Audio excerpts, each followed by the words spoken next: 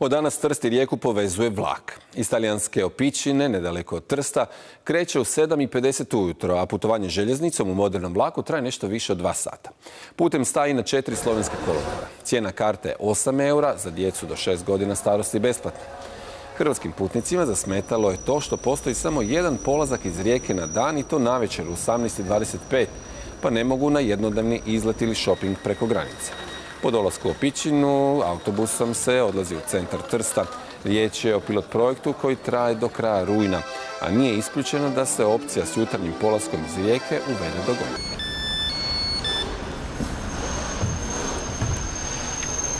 Uzbuđenje je bilo jako veliko, jako sam počašćen što ovako mlad strojovođa, da sam imao priliku voziti ovako jedan vrhunski vlak.